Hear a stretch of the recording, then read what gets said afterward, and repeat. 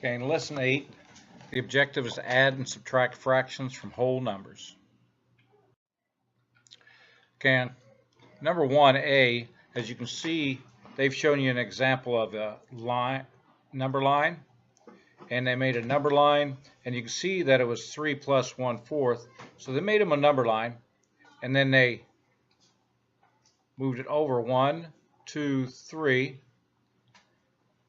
so that was 3, plus, and then they had 1 1/2, so they had 1 plus 1/4, not 1/2. So the last one they split up into quarters, and then they know it went 1/4. So they end up with 4 1/4. Now, the number line is great, but I would just soon do it like this. We have 3 plus 1 plus 1/4. That gives me 4 plus 1/4, which equals 4 1/4. On C down here, when we rewrite this one, we have 5 plus 2/5 plus 2 plus 2/5. We rewrite it. We can have 5 plus 2 plus 2/5 plus 2/5. Get the likes together. And now we have 5 plus 2, which gives us 7, plus 2/5 plus 2/5 equals 4/5. So we equal 7 4/5. Now, for subtraction, we're going to do the same thing. We're going to rewrite it as 2 minus 1 minus 5/8. And it's minus because we are taking 1 5/8 and subtracting it from 2. So the first one we have is 2 minus 1, which gives us 1, and we have minus 5/8. Well, we know 1 can be written as 8 over 8 minus 5/8, which would give us 3/8. 4 minus 2 and 5 cents, we have 6/7. We have 4 minus 2 minus 5/7. 4 minus 2 gives us 2 minus 5/7. Now, on this one, I'm going to decompose 2, and that'd be 1 plus 1 minus 5/7. Because all I did was decompose 2. Now I can take one of these wholes and subtract 5/7 from it. We end up 1 and 2/7. And the way we got that is we have 1 plus 1 minus 5/7. I'm going to take this 1, and I'm going to make that 7/7 minus 5/7. And now we end up with 1 and 2/7. That's what it looks like. Okay, on E, we're back to addition. So we have 8 plus 4/5 plus 7, which we can change it around to 8 plus 7 plus 4/5, which gives us 15 4/5. Next one we have 16 plus 18 plus 5/6, which gives us 34 5/6 when we add 16 and 18 together. Coming up on F, now we have 18 minus 15 minus 3/4. We know 18 minus 15 gives us 3 minus 3/4. So I'm going to decompose this to 2 plus 1, and the 1 I'm going to write as 4/4 minus 3/4, which gives us 2 and 1/4. On H, we have 100 minus 50 minus 3/8. So now we end up with 50 minus 3/8. And I'm going to decompose this to 49 plus, and the 1 I'm taking, I'm going to write in 8s, which is 8 over 8 minus 3/8, which then gives us 49 and 5/8. Number 2, the total length of 2 ribbons is 13 meters. If one ribbon is 7 5/8 meters long, what is the length of the other ribbon? So we're coming back here now, reading again, the total length is 13 meters.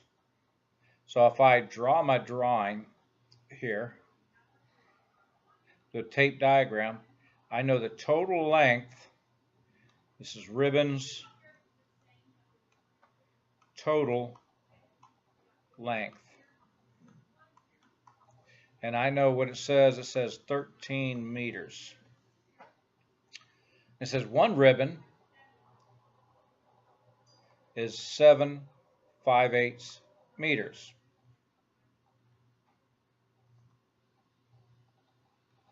I'm going to label it as one ribbon. And it says, what is the length of the other ribbon? So this here is the length of other ribbon. And that's what we're looking for. And from our tape diagram, we can see if we have a total length of 13 meters, and we're going to subtract 7 5/8 meters to get our length.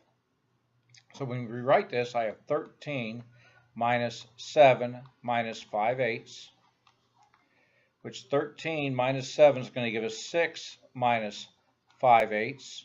I'm going to decode 6 to 5 plus, and since it's in the eights, 8 over 8 minus 5/8. And we can see now we'd have 5 3/8. So the answer would be, and I'm going to write it in here, 5 3/8. The other ribbon would be 5 3/8 meters long. Now I want to go ahead and check this, because I can tell by this that if I add them together, I should get 13 meters. So if I go 7 5/8 plus 5 3/8, that should equal 13. So I can rewrite it to 7 plus 5 plus 5/8 plus 3/8, which this equals 7 plus 5 is 12, plus 5/8 plus 3/8 gives us 8/8, which gives us 13 meters. So it checks. It's the correct answer. 3. If Sandy took 2 hours to jog 13 miles, she ran 7.5 miles in the first hour. How far did she run during the second hour? Okay, so once again, I'm going to make a tape diagram. Now I'm going back through, and it says if Sandy took 2 hours to jog 13 miles. Okay, 2 hours to run 13 miles. She ran 7.5 miles the first hour. So I'm going to come here, and this here is first hour, and it said 7.5 miles. How far did she run on the second hour?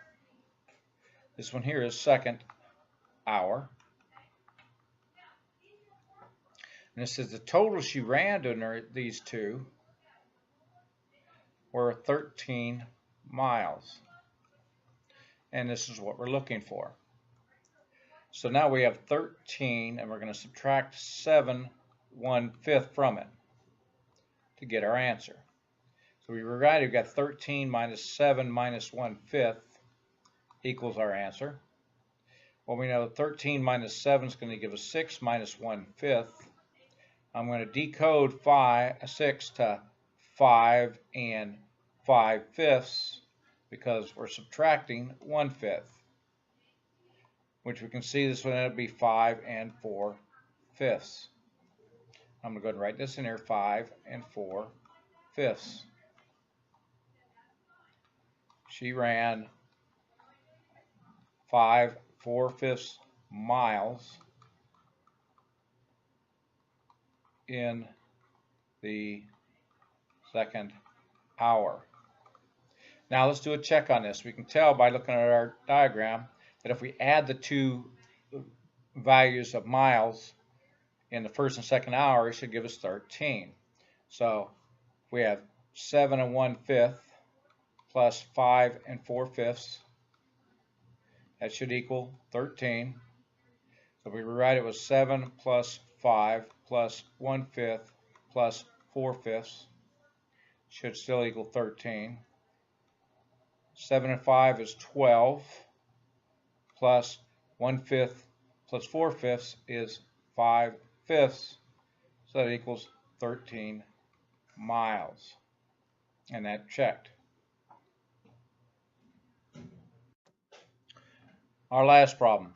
Andre says that 5 3/4 plus 2 1/4 equals 7 1/2 because 7 1/4 equals 7 1/2. Identify his mistake. Draw a picture to prove that he's wrong. Well, in order to figure this out, what they did wrong, I'm going to go ahead and draw a model tape diagram. And it says he's saying that 5 3/4 plus 2 1/4 is going to equal 7 1/2. Now, he's saying that 7 1/2 is equal to, 7 4/8 is equal to 7 1/2, which is correct. But the reason he's saying it's correct is not. Because if I take 5 3/4 plus 2 1/4, which is 5 plus 2 plus 3/4 plus 1/4, I would end up with 7 plus 4/4, which is going to equal 8.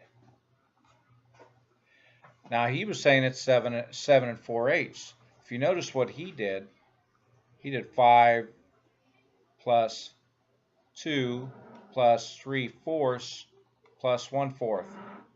He added 5 and 2, which gave him 7. When he added 3/4 and 1/4, he did 3 plus 1 is 4, and 4 plus 4 is 8. He added the denominators, where the denominators do not change. So here's the drawing showing why he's not correct, and this is what he did. He added the denominators instead of keeping it the same.